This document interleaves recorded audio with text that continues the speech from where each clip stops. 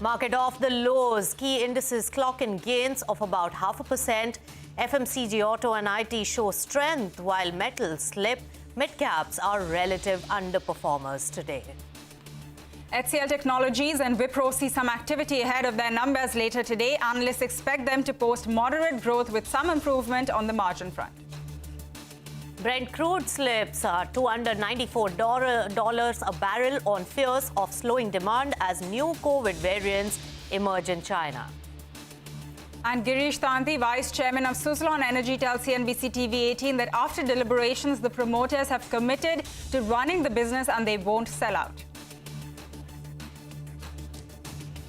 Hello and welcome. You've tuned into Business Lunch. I'm Nisha Podar, and with me, as always, is my co-anchor Pavitra Parekh. So yes, markets are doing a yo-yo movement today, Pavitra, but at the moment showing strong recovery.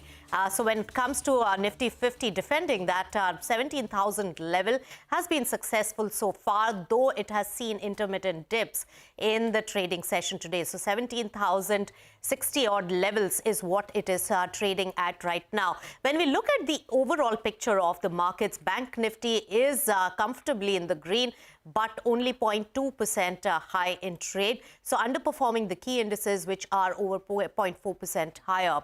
Mid-caps have shown immense amount of underperformance in the red at the moment, and advanced decline ratio as well as market strength is really impacted because of the broader market still showing signs of weakness. But on tenterhooks are still showing nervousness. Overall market when it comes to the 17,000 level and defending it. Adani Enterprises, Asian Paints, Dr. Reddy's, ICICI Bank are some of the big losers on Nifty50 today.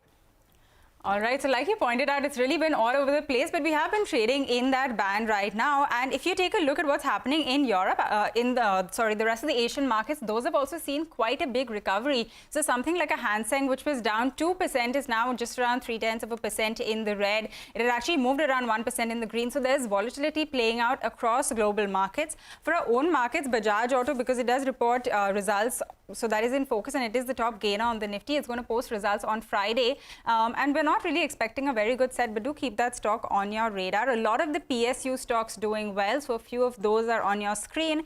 And there's been quite a recovery which has played out in some of these consumer names. So take a look at HUL. If you can get the intraday chart up, then you'll see the kind of recovery that we've seen on HUL. Even something like a Tata Consumer, it's fared very well. And Axis Bank, of course, continues to grab some eyes. So that one is up well today. But in the past 5 days, it's up over 6%. So that's what's happening with the market action. Some important news was also flashing at the bottom of your screen, where the cabinet has approved one-time compensation to OMCs on LPG. This is information that Sapna is picking up, and she joins us on the line with more details. Sapna.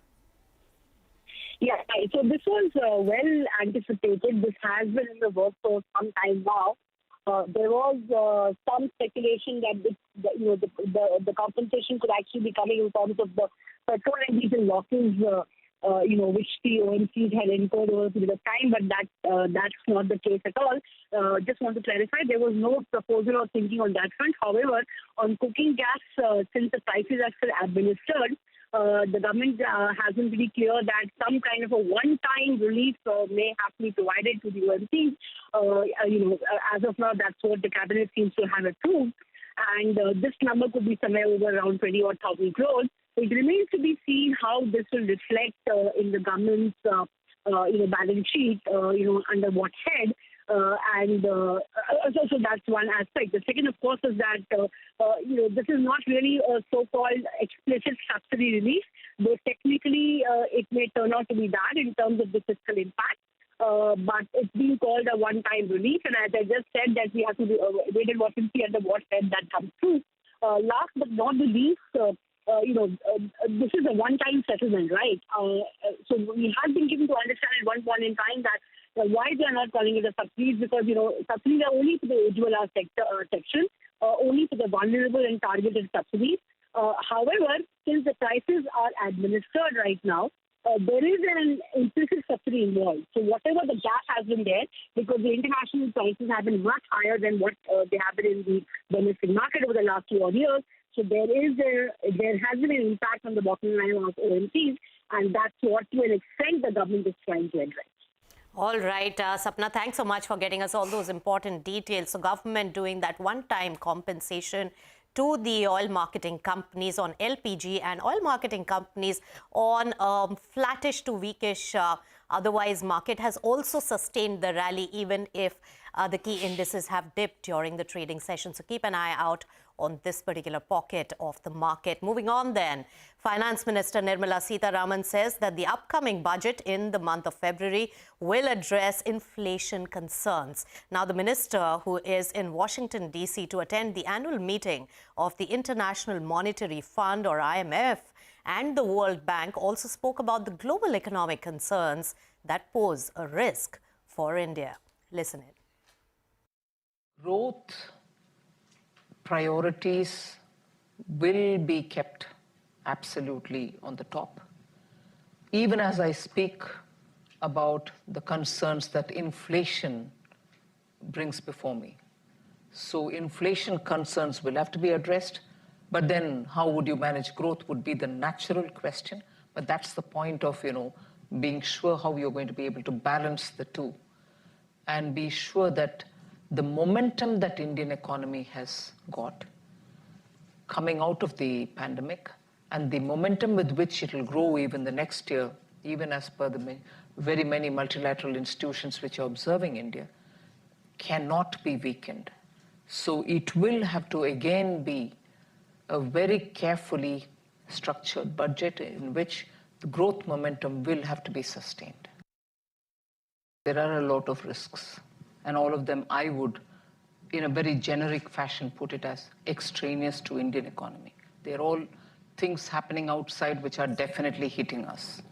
And we are every now and then understanding the intensity of this and responding to it. Energy, fertilizer prices. Energy, not just the price, but also the availability. The risks to sourcing of energy. All these are challenges which are not in the medium term, not in the long term, but also in the short term. All right, that is some important comment coming in from the Finance Minister. But more news at the bottom of your screen as well. The Bank of England is saying that the bond buying scheme will end this Friday, that is in 2 days' time. And remember, they had earlier announced as well that they are going to put an orderly end to the bond buying program. And in fact, the Bank of England governor had also said that there are significant risks to the financial stability in the UK. So important to highlight in light of that. And right now, news coming in that they are saying the bond buying program will end this Friday. So that is something that we're tracking. But in more global news, a lot of these agencies have continued to downgrade India's growth forecast, and the latest is the International Monetary Fund. So forecast for FY23 has been steeply cut to 6.8%, which is lower than the RBI's own projection of 7%. The IMF says that the downgrade reflects a weaker than expected outturn in the second quarter and subdued external demand. Now, India's growth is seen slowing to 6.1%. This is for FY24 and is seen at 6.2% over the medium term. Inflation is seen averaging 6.9% in the current fiscal before easing to 5.1% in the next. As far as the current account deficit goes, it is seen at 3.5%. This is for FY23 and 2.9% the year after, while the global growth forecast for this year is left unchanged at 3.2%. Next year's forecast is cut by 20 basis points to 2.7%. So let's now hear out what the IMF chief economist had to say. The 2023 slowdown will be broad-based, with countries accounting for a third of the global economy expected to contract this year or next. The three largest economies, the United States, China, and the euro area, will continue to stall. In short, the worst is yet to come, and for many people, 2023 will feel like a recession. All right, 2023 recession, a lot of commentary coming in on that one. And now slowdown is not even being contested. So keep an eye out on that. And there are more comments coming in on the overall economic slowdown that we are seeing right now. In fact, strain on global growth seen largely due to the Russia-Ukraine war, says the U.S. Treasury Secretary Janet Yellen. Listen in to what she had to say and what's her viewpoint on how Russia-Ukraine is impacting the world. Hey guys, welcome back. You're still watching Business Lunch, and let's now talk about some individual stocks which are making news today. Suzlon Energy is in focus. A 1,200 crore rights issue is underway, and there's also been a leadership transition post the demise of Tulsi Tanti. So we spoke with Executive Vice Chairman Girish Tanti as well as CFO Himanshu Modi earlier today, who say that the promoters are committed to running the business and they won't sell out. Listen in.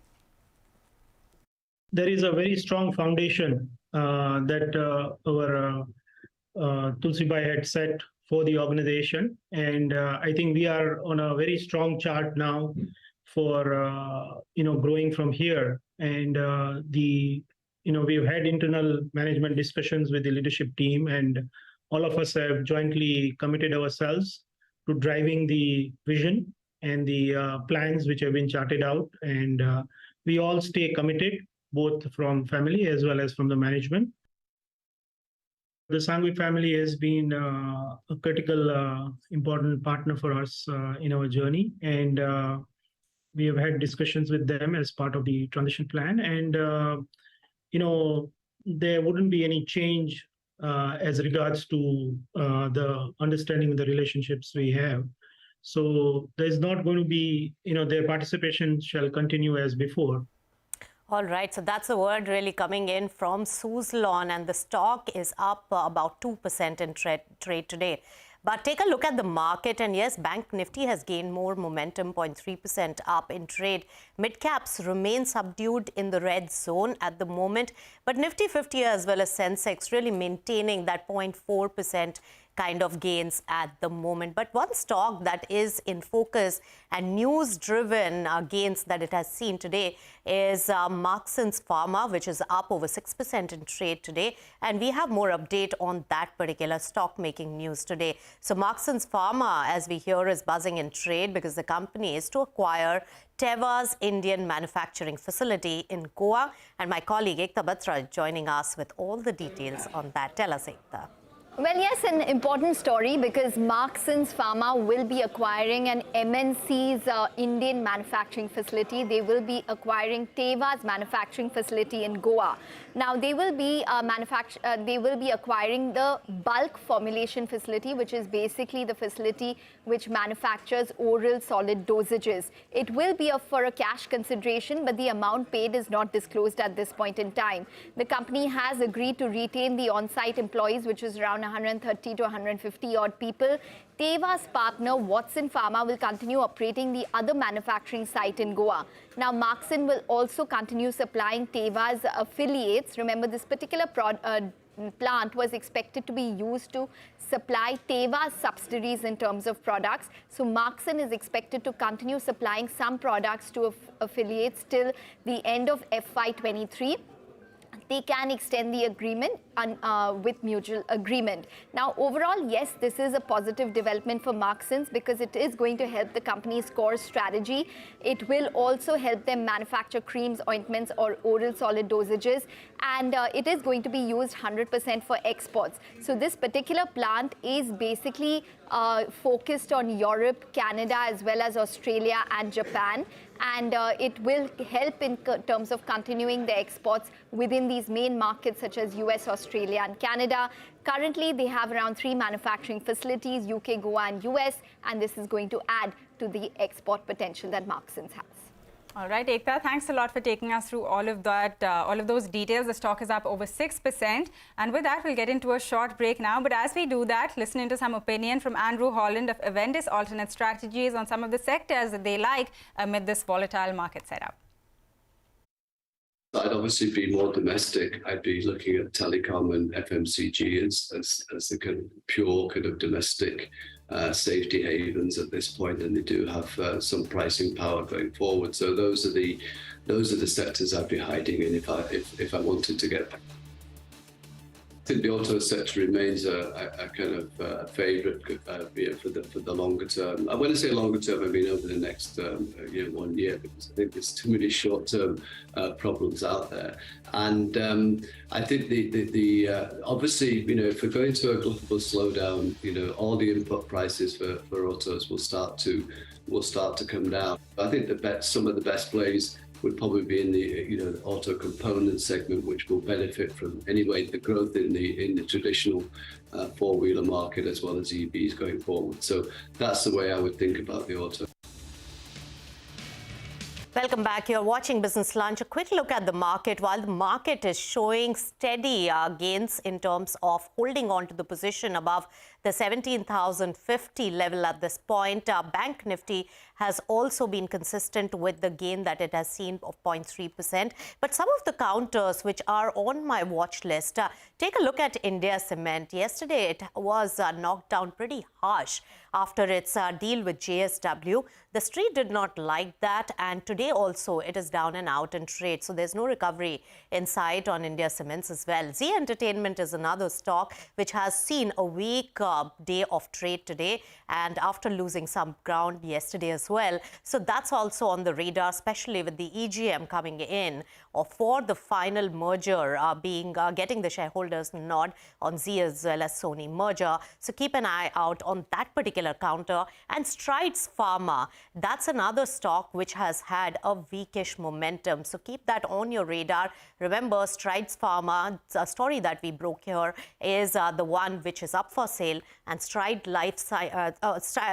Pharma is the one which has been showing a huge amount of weakness in trade. All right, let's move on then at this point and take a look at some of the macro data really coming in. And an important macro data due later this evening, well, India's retail inflation data for the month of September is seen at a 5-month high, in fact, above the RBI's target band, and also yet another month, while industrial output for the month of August is expected to have slowed. In fact, looking at all this, Ritu Singh lines up the key expectations that is coming up from the street. Ritu. Well, thanks for that. Let me start with inflation, where consumer price inflation is seen touching a 5-month high of 7.32% for September, as per our poll, up from 7% the month before. Now, well, that is the median estimate. Forecasts range between 7 and 7.5%. Now, this is going to be the third straight quarter where inflation remains above RBI's target band of 4% plus minus 2%, which will mean RBI will have to explain its failure to meet the inflation target to the government under the MPC framework. The rise in inflation is expected to be on the back of a rise in food prices and a sticky core inflation. Now, erratic monsoons and supply shocks from the war in Ukraine do lend upside risks to food inflation. Monthly average retail prices of rice, wheat, tomato, etc. continue to rise sequentially, and to the extent the rupee weakens, there could be some pass-through effects to the CPI trajectory.